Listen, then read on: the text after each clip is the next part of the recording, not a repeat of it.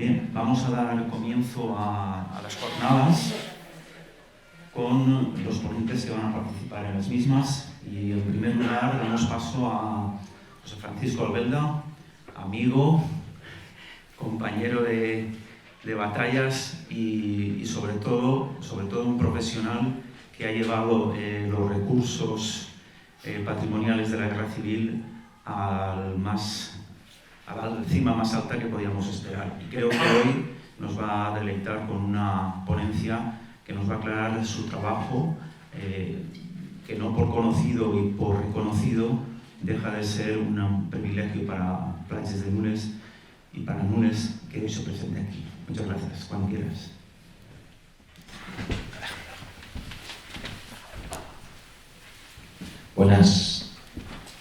Buenos días. Y bueno, yo en primer lugar, como siempre intento hacer cuando hago estas presentaciones, lo primero es dar las gracias. Gracias por venir, gracias por estar aquí un sábado por la mañana con nosotros. Y gracias también al Ayuntamiento de Nules por la apuesta por el patrimonio, por la apuesta por la memoria histórica, por estas segundas jornadas que, como decía Tania, no serán las segundas solo, sino que después vendrán más. Y también gracias a mis compañeros, Sonido, a toda la gente que lo ha hecho posible, y especialmente a la Asociación Platges de Nules y sobre todo a Manel, porque si todo esto está aquí montado es porque también él, su asociación y él sobre todo han peleado para que así sea. Yo venía a contarles un poco cuál es nuestra experiencia después de 3 años de intervenciones, de visitas y de actividades relacionadas con un lugar que estamos poniendo en valor desde hace tiempo, que es el Cotxo Memorial de Darrer del Castell, que está en la ladera norte del castillo de Almenara. Y pues bueno, un poco cómo nosotros lo estamos enfocando a la hora de intentar dar a conocer los vestigios de la guerra civil, pero como recursos memoriales, no únicamente como recursos turísticos. Y entonces la idea era contar un poco qué son los lugares de memoria, qué es un lugar de memoria traumática.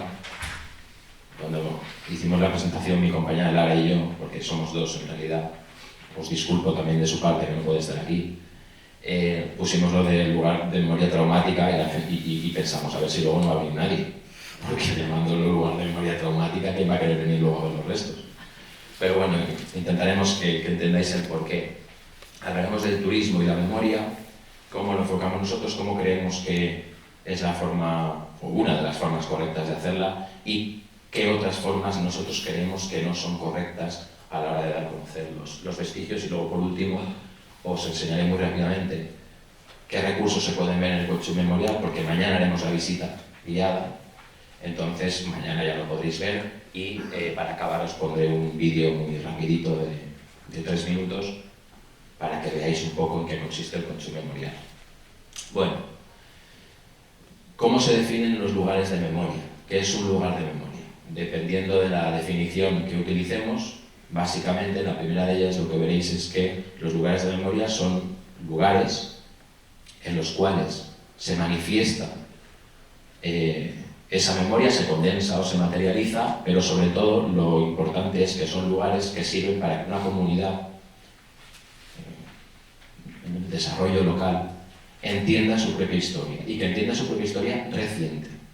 Eso es importante. No es un lugar de memoria histórica, un castillo o un lugar donde se ha producido la batalla del Puig, donde Jaime I de Aragón derrotó a centenares de musulmanes. Eso no es un lugar de memoria histórica, básicamente porque la comunidad actual no tiene ningún apego a esa historia, porque no es reciente, ¿no? En segundo lugar, ¿cuál es la definición que da la Ley de Memoria Histórica de la Comunidad Valenciana, la Ley 14 del 2017, para los espacios de memoria? Bueno, pues que son lugares, espacios o parajes que tienen una especial significación histórica, simbólica, y lo más importante, que son lugares que representan la lucha de los valencianos y las valencianas por defender los valores democráticos. Entonces, en ese punto, creo que convendréis conmigo que todo lo que son los espacios de la línea X y Z, por ejemplo, que es de la que hablamos ahora, son lugares en los cuales se ha producido la lucha por las libertades de los valencianos. Esto tiene un periodo concreto, es desde el año 31, desde que se proclama la Segunda República, hasta el año 82, que es la entrada en vigor del Estatuto de Autonomía. Bueno, cuando decimos memoria traumática, ¿qué es eso del traumático? Bueno, teníamos que ver lo que es la definición del trauma, ¿no? Según la Real Academia Española, una emoción o impresión negativa, fuerte, sobre todo porque tiene una connotación también violenta en estos casos, y duradera. Y lo de duradera es muy importante, porque los traumas, y más cuando tienen que ver con la guerra civil, con los campos de concentración, con la represión, con el terrorismo, son traumas que no se quedan únicamente en las personas que los viven, sino que se transmiten de generación en generación. No sé si habéis oído alguna vez la expresión de trauma intergeneracional. Bueno, pues es una cosa que existe. Y eso significa que hay personas que viven unos traumas que no solo se les quedan a ellos, sino también a sus descendientes, a sus personas más allegadas, y que eso se transmite de generación en generación, y personas que no han vivido ese tipo de hechos acaban sacándolos psicológicamente o somáticamente generaciones después. Hay historias tremendas sobre esto. Pero bueno, lo importante de ese trauma es que, o de estos lugares traumáticos, es que en ellos han producido hechos que hoy en día siguen teniendo una significación para las personas. Algunos errores que nosotros vamos detectando por nuestra corta experiencia a la hora de tratar estos lugares. Bueno, en primer lugar, cuando se hace el pacto para la democracia, se hace en base a lo que nosotros pensamos que ya es un error, que es el hacerlo en base al pacto del silencio. El intentar que, para no abrir viejas heridas, lo mejor es no hablar de las cosas, que es lo que después las generaciones como la mía hemos visto en el colegio, en el instituto y en la facultad. Es que no se nos hablara de nada que pudiera ser polémico. Bueno, cuando tú haces un pacto como este, y el pacto se supone que lo que pretende es que para cerrar heridas no se hable de las cosas, le estás negando a las generaciones futuras el conocimiento de lo que ha pasado en el pasado. Entonces, para nosotros eso ya es un primer error. Después, las políticas de memoria, algunas veces son políticas que tienen un perfil demasiado bajo, que intentan no hacer daño, que por eso de la concordia, al final lo que hacen es equiparar posturas, que en la guerra civil son diametralmente opuestas, ya lo sabéis, y que está claro que todo el mundo comete atrocidades, sí. ¿Se pueden legitimar de la misma manera? ¿Es lo mismo morir o matar defendiendo la democracia que hacerlo defendiendo un golpe de Estado? Parece ser que no, creo yo. O creemos nosotros, que somos los que estamos dando la charla. ¿Vale? Entonces, bueno, esas cosas son importantes porque luego a la hora de visitar los lugares y de tener un discurso para explicarlos, pues evidentemente no vamos a caer en ningún revanchismo ni intentar enfrentar a nadie, pero las cosas como historiadores hay que contarlas como son. Evidentemente lo del presentismo, que también la gente nos dice, bueno, pero ¿cómo puede ser que en aquella época la gente hiciera esto o que se enrolara o que desde la política? Bueno, vamos a ver, es que las cosas, cuando intentamos explicar la guerra civil, no podemos verla con los ojos de 2022 o de 2023. Es que hay que intentar verlas con los ojos de cómo se vivía en ese momento, sobre todo, por ejemplo, a la hora de las libertades o del tratamiento a la gente, etc. Idealizar la resistencia. Bueno, cuando hablamos de los soldados, tampoco hay que hablar únicamente de la muerte, del drama. Hay que hablar del frío, de los piojos, sí, evidentemente sí. También hay que hablar de los momentos de fraternidad, de los momentos en la trinchera para cantar, para bailar. De todo eso también hay que hablar, porque también ha sucedido en las trincheras. Que el ejército de la República era un ejército que iba con alpargatas y mal vestido. Bueno, el ejército de la República también fue, y después fue un ejército regular y perfectamente uniformado, y un ejército perfectamente preparado. Otra cosa es que perdiera la guerra por cuestiones que ya sabéis de apoyos, etc. Y después hay que tener cuidado con turistificar demasiado o tratar de una forma banal los vestigios, porque son lugares, es que nosotros visitamos las montañas, y en las montañas hay muertos todavía en los barrancos. Entonces, cuando se hace una visita, todo eso hay que visitarlo con un poco de respeto. Michel, tú córtame, yo no sé cuándo me voy de tiempo. Perfecto. Bueno, algunas cosas que nosotros creemos que no son del todo recomendables. Nosotros esto...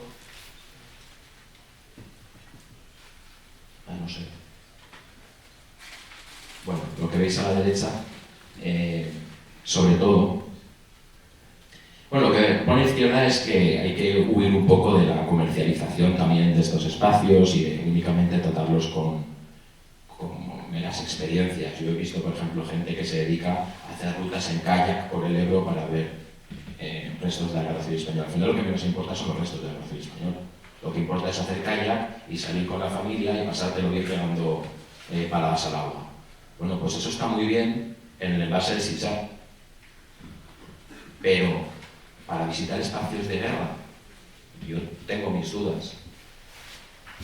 Hace poco tiempo se hizo un curso sobre patrimonio bélico en el CDT en Castellón, y básicamente a lo que se dedicaron también las personas que había allí era a ver cómo se paquetizaban en experiencias de día, de noche, de varias jornadas, varios vestigios, cómo mover los autobuses, pero en ningún momento se hablaba de visitar esos vestigios como lugares de memoria o de lugares de muerte, y menos como lugares peligrosos, que también lo son.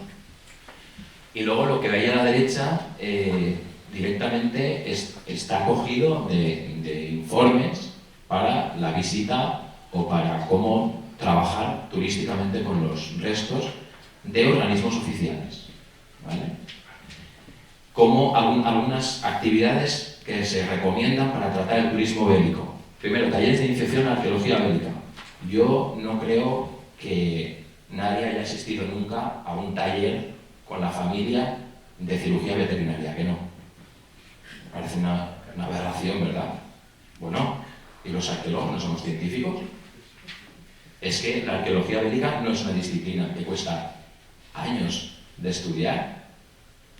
Bueno, pues parece ser que es divertido salir a la montaña y enseñarle a los niños cómo se excava un muerto en una trinchera, o todos los materiales tan chulos que salen pues de peines, de balas, de fusil, etc. Las rutas teatralizadas, hay que tener en cuenta una diferencia muy grande entre lo que es un museo en vivo, una recreación histórica y una teatralización. Las teatralizaciones, a veces también, las teatralizaciones comportan que los actores interactúan con la gente y al final eso, en muchos casos, acaba desvirtuando los vestigios, porque al final se ven como cosas divertidas y te lo estás pasando bien, y los chiquillos pueden interactuar con los actores. Bueno, rutas interpretativas o de descubierta, vamos a buscar restos de la Guerra Civil Española, con lo peligroso que es pisar lugares de batalla que no han sido excavados arqueológicamente. Yo llevo unos cuantos años excavando y me he encontrado ya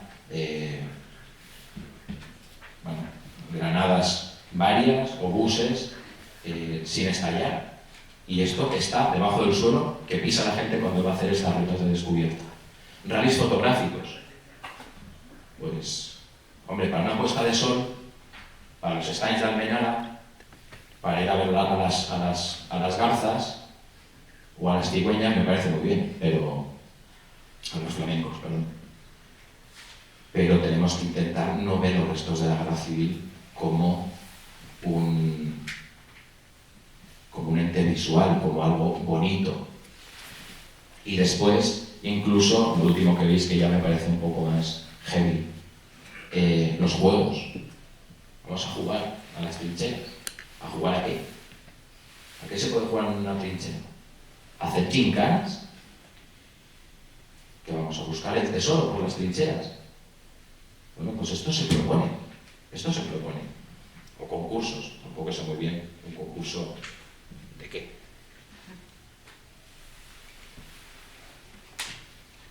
Y después aquí tenéis el famoso trail de Jerica, que pasa por dentro de las trincheras.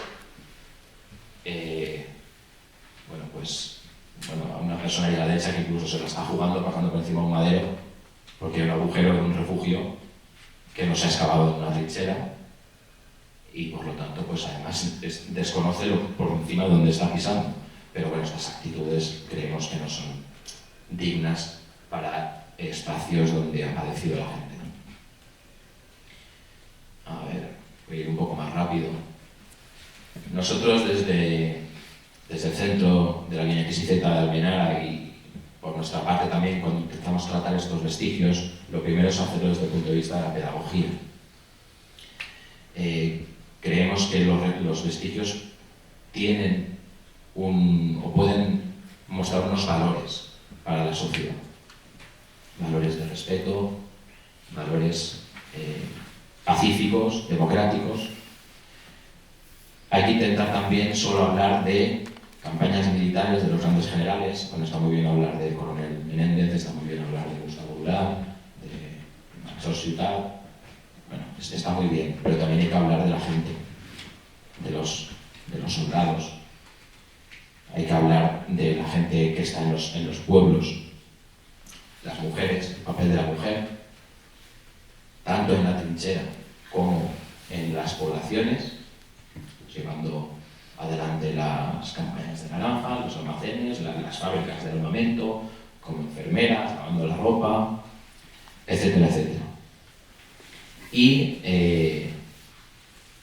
intentando tampoco equiparar, como decíamos antes, a unos y a otros. Nosotros intentamos no vincularnos emocionalmente con las explicaciones, intentamos no contar historias personales a la hora de visitar las trincheras y, sobre todo, dar la mayor equidistancia que podemos con el conflicto, intentando explicar lo que fue, pero dejando que la gente también tome sus propias conclusiones. Y esto es un poco el resumen de lo que os decía. Intentamos también crear lazos con otros centros. Estamos dentro del territorio de Castilla del Sur también, que decía antes Tania. Estamos haciendo también un hermanamiento con Viver, con el CIBAL de Viver, intentando crear sinergias entre las diferentes entidades. Sabemos que estamos contribuyendo al turismo, no lo vamos a negar. De hecho, el turismo es bueno, es bueno dar a conocer los lugares de memoria, pero siempre de una forma respetuosa, como digo, y también es verdad que tenemos libertad absoluta a la hora de hablar de lo que queremos, no tenemos ningún tipo de directriz política, nadie nos dice lo que tenemos que decir, cómo lo tenemos que decir, viene gente de todo tipo de pensamiento político, de toda clase de instituciones, y esta es un poco nuestra experiencia. Lo que vais a visitar mañana, y voy a ir acabando ya porque creo que voy mal de tiempo, cuando hablamos de lo de la lucha de los valencianos y valencianas, decimos que Almenara es una zona de esa lucha, una zona memorial, es porque Almenara está abajo a la derecha, esa línea roja tan larga es la línea X y Z, una de las líneas defensivas republicanas, la mayor que se construyó en la guerra, y el primer sector de todos, esos tres puntitos juntos que veis, es el sector de Almenara. Desde dentro de ese sector tenéis esta franja de aquí con algunos de los vestigios que están documentados en rojo y sobre todo lo que nos importa ahora es la zona donde pone Almenara, la parte de arriba, que es donde pone Almenara es el castillo. Entonces la ladera norte del castillo es donde están estos elementos que hay a la izquierda y más de una veintena de vestigios históricos en la misma zona documentados, y entre ellos los que se van a poder visitar mañana son 8, que se han ido recuperando a lo largo del tiempo, con trabajos previos de desbroce, de limpieza, de excavación arqueológica, de documentación.